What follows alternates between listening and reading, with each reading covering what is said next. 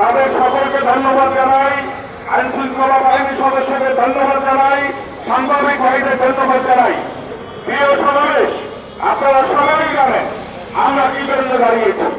আপনারা সবাই জানেন আজকে বিশ্ব বিবেক হতবাক একটা জীবন্ত মানুষকে গাছের সঙ্গে ঝুলিয়ে মিথ্যা অভিযোগে তাকে হত্যা করা হতে পারে। এটা কোন মানব সভ্যতার ইতিহাসে আপনারা দেখেছেন। এবং টোটাল ঘটনাটি চক্রান্ত ইতিমধ্যেই পরিষ্কার হয়েছে। ওই পাওনিয়ার নিট কোম্পানি, ওই কোম্পানিতে শ্রমিকদের আন্দোলনের পক্ষে এই বিপুলাস আন্দোলন করতেন, সংগ্রাম করতেন শ্রমিকদের দাবি আদায়ের জন্য। তাকে মিথ্যা চক্রান্ত দিয়ে তাকে স্থাপন হওয়ার অনুরোধ করা হয়েছে। তাকে তিনি রাজি না হওয়ায় চক্রান্তমূলক ভাবে ধর্ম অভিযোগের একটা তদন্তে বাংলাদেশের সূত্র যে অভিযুক্তি তুলে যে কোনো হিন্দুকে, যে কোনো সনাতনীকে, যে কোনো সময় বিপদে ফেলা যায়, এই তৎপাটি দিয়ে এই বিপুলাসকে হত্যা করা হল। এর চাইতে জঘন্য ঘটনা আমার মনে হয় বাংলার ইতিহাসে 1971 সালে ঘটে নাই। আমরা লক্ষ্য করলাম চট্টগ্রামের এই শহরের একটি ছোট্ট মেয়েকে ঘরের মধ্যে জীবন্ত পুড়িয়ে মারা হয়েছে। বাড়ির তালা দিয়ে 3টি হিন্দু পরিবারকে পুড়িয়ে মারার চেষ্টা করা হয়েছে। আমরা দেখলাম একের পর এক এই 1 বছরে 73টি ধর্ম অভিযোগ করে সংখ্যালঘুদের নির্যাতনের এক অমিল দৃষ্টান্ত উপস্থাপন করেছেন আমাদের এই ইন্টারিয়াম সরকার। আমরা ইন্টারিয়াম সরকারের প্রধান উপদেষ্টা মাননীয় ডক্টর প্রফেসর ইউনূস, আপনি শান্তিতে নোবেল পুরস্কার প্রাপ্ত।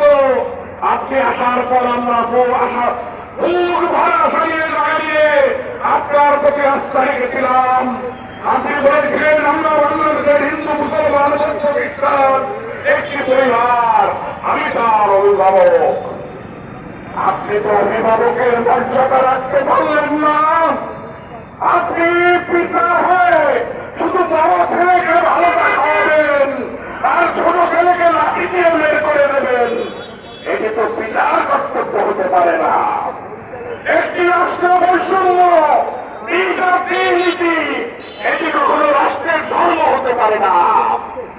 আমরা দেখতে পাচ্ছি বাংলাদেশের সহকর্মীদের এই 1 বছর 1.5 বছরে 2400 উপরে সংখ্যালঘু নির্যাতনের ঘটনা হয়েছে, লুট করা হয়েছে, হত্যা ধর্ষণ হয়েছে। রংপুরের কারাগঞ্জে যোগেশ মন্ডল মুক্তিযোদ্ধা তার এবং তার স্ত্রী সুবর্ণ রায়কে গলা কেটে হত্যা করা হয়েছে। আমাদের এই পাটা জোরে ডাকাতির ঘটনাকে বলে এক মহিলাকে হত্যা করা হয়েছে। আমরা দেখলাম ভোলায় আমতলিতে ধর্ষণের পর ধর্ষণ হচ্ছে।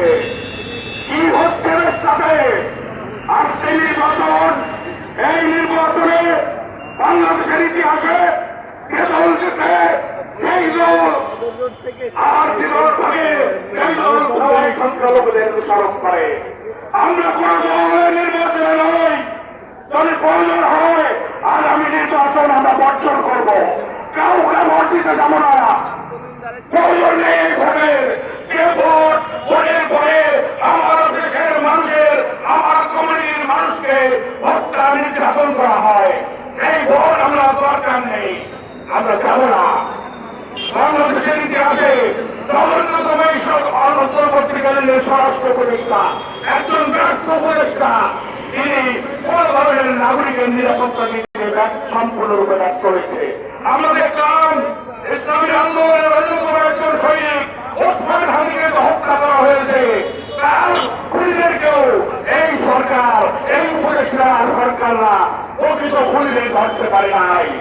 একটা সহজীয় নাটকের মতো নাটক সমস্ত ঘটনায় হচ্ছে। আমরা এই আইওয়াস, এই চোখ দেখানোর, মানুষকে দেখানোর গ্রেফতার বিচার এই দীর্ঘদিনটা জানাই। আমাদের পররাষ্ট্র উপদেষ্টা বললেন ভারতের ঘটনা কি সংখ্যালঘু নির্যাতন নয়। আরে ভাই, আপনি তো একজন প্রশাসনিক কর্মকর্তা ছিলেন, বিন্দুমাত্র সামান্যতম যদি নাগরিক আপনার আপনাকে পদক্ষেপ করা উচিত। আপনার মতো পররাষ্ট্র উপদেষ্টা থাকলে সেই দেশে সম্মান থাকবে না। আপনার প্রতি আমরা তীব্র নিন্দা এবং প্রতিবাদ করাই আপনার বক্তব্যটা প্রত্যাখ্যান করি। অনতিবিলম্বে এই সমস্ত ঘটনার তীব্র নিন্দা প্রতিবাদ জানিয়ে দৃষ্টান্তমূলক শাস্তি দাবি করে বিচারহীনতা সংস্কৃতি থেকে বেরিয়ে বাংলাদেশে সুস্থ গণতান্ত্রিক বিচারমুখী রাষ্ট্র, গণতান্ত্রিক রাষ্ট্র কায়েমের জন্য